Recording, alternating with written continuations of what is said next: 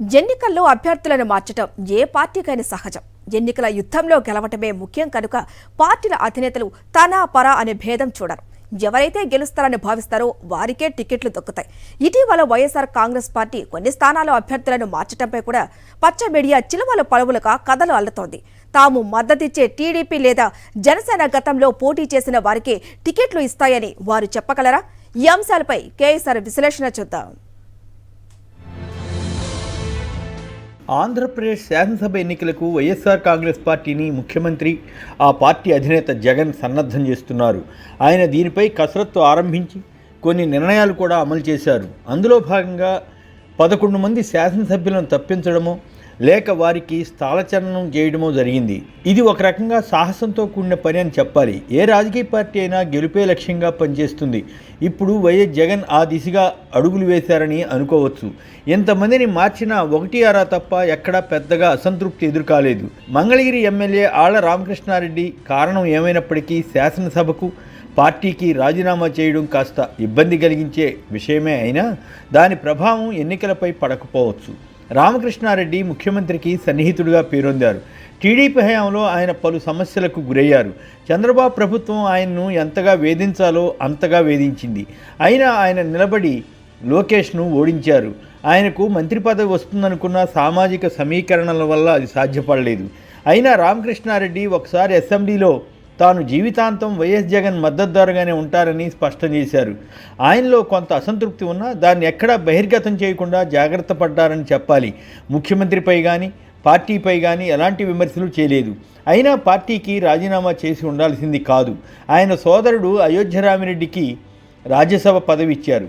Party ప్రాంతీయ సమన్వయకర్త బాధ్యతలు కూడా అప్పగించారు. ఆయన వెళ్ళి తమ్ముడితో మాట్లాడి వచ్చారు. అది వేరే విషయం.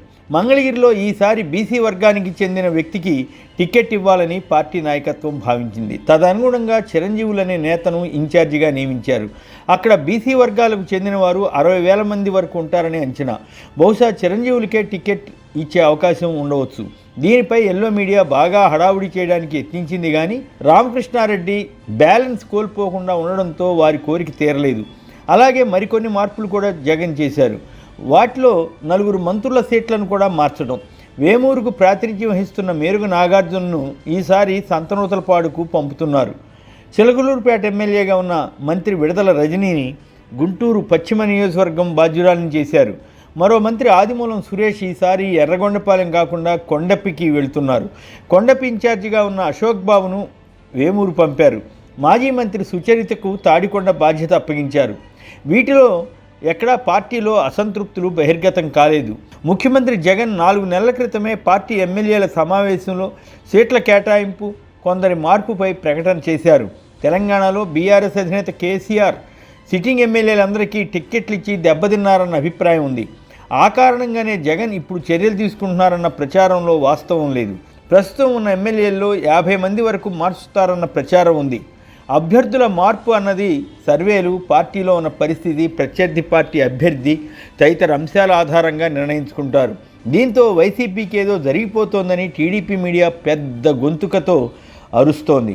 అదే కరెక్ట్ అయితే టీడీపీ ఇప్పటికే అంతమైపోయి ఉండాలి.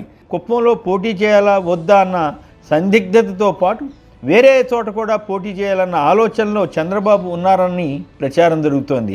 బహుశా కుప్పంతో పాటు పెనమలూరు నుంచి కూడా పోటీ చేయవచ్చని టీడీపీ వర్గాల్లో ప్రచారం ఉంది. నిజానికి ఆయన నియోజకవర్గం మారితే టీడీపీపై ఎక్కువ ప్రభావం చూపుతుంది. చంద్రబాబు చంద్రగిరికి చెందినవారు. అక్కడ ఒకసారి ప్రాతినిధ్యం వహించి ఆ తర్వాత ఆయన ఓటమి చెందారు. తదుపరి ఆయన తెలివిగా కుప్పంను ఎంచుకుని ఎన్నికవుతున్నారు. గుడివాడ సీటుకు మాజీ ఎమ్మెల్యే రావి వెంకటేశ్వరరావును కాదని వెనిగళ్ల రాము అనే ఎన్ఆర్ఐకి చంద్రబాబు సీట్ ఇచ్చారు. విజయవాడ పశ్చిమ నియోజకవర్గంలో జనసేన పోటీ చేయాలని ఆసక్తిగా ఉంది. కానీ టీడీపీ నేతలు బుద్దా వెంకన్న, నాగూర్ మేరాలు మాట్లాడుతూ తమకు టికెట్ ఇవ్వకపోతే ప్లాన్ బి ఉందని వారు పార్టీ అధిష్టానాన్ని హెచ్చరిస్తున్నారు. మాజీ ముఖ్యమంత్రి ఎన్టీ రామారావు 9 చోట్ల పోటీ చేసి 8 చోట్ల గెలిచారు. తన సొంత నియోజకవర్గం గుడివాడను ఆయన వదిలిపెట్టి హిందూపూర్ను ఎంపీ చేసుకున్నారు. ఆయన కుమారులు హరికృష్ణ, ఆ తర్వాత నందమూరి బాలకృష్ణ కూడా అక్కడి నుంచే గెలుపొందారు. బాలకృష్ణ గుడివాడ నుంచి ఎందుకు పోటీ చేయడం లేదు అని అంటే సమాధానం ఉంటుందా? రిజర్వ్డ్ నియోజకవర్గాల్లో మార్చుతారా అంటూ ఈనాడు, ఆంధ్రజ్యోతి మీడియాలు తెగ బాధపడ్డాయి. ఏ పార్టీకైనా కొన్ని చోట్ల సిట్టింగ్ ఎమ్మెల్యేలపై కొంత అసంతృప్తి ఉండవచ్చు, పార్టీలో ఉన్న గ్రూపులు ఇబ్బంది పెడుతుండవచ్చు. అంతెందుకు, ప్రతిపక్ష నేత చంద్రబాబు నాయుడు తుఫాను ప్రాంతాల పర్యటనకు వెళ్ళి రాజకీయాలు చేసి వచ్చారు కదా, అంటే టీడీపీ పని అయిపోయినట్లేనని ఎవరైనా విశ్లేషిస్తారా? అలాగే వైసీపీలో కూడా జరుగుతుంది. వచ్చే ఎన్నికలు ఎమ్మెల్యే అభ్యర్థులపై కన్నా ముఖ్యమంత్రి జగన్పై ఉన్న విశ్వాసాన్ని కనపరిచే ఎన్నికలుగా ఉండే అవకాశం అధికంగా ఉంది. అలా అని ఎమ్మెల్యే అభ్యర్థులకు ప్రాధాన్యత లేదని కాదు. విధానపరమైన నిర్ణయాలు తీసుకునేది ముఖ్యమంత్రి కనుక ఆయనే కీలకం అవుతారు. ఎమ్మెల్యేల మార్పు వైసీపీ గెలుపునకు మరో సంకేతమని ఆ పార్టీ వర్గాలు చెబుతున్నాయి. మరో 3 నెలల సమయం ఉన్నప్పటికీ జగన్ ఈ విషయంలో టీడీపీ కన్నా వేగంగా పార్టీ అభ్యర్థుల విషయంలో స్పందిస్తున్నారని చెప్పవచ్చు. టీడీపీ జనసేనలు పొత్తు అని చెబుతున్నప్పటికీ ఎవరెవరు ఏ సీట్లలో పోటీ చేస్తారో చెప్పలేని భయంలో ఆ పార్టీలు ఉన్నాయి. ఇప్పటికే కొన్ని చోట్ల 2 పార్టీల వారు కొట్టుకుంటున్నారు. వాటిని కప్పిపుచ్చి వైసీపీలో లేని సమస్యను సృష్టించి ఏదో సాధించాలన్నది ఎల్లో మీడియా తాపత్రయం. ఆ మాత్రం ప్రజలకు అర్థం కాదా?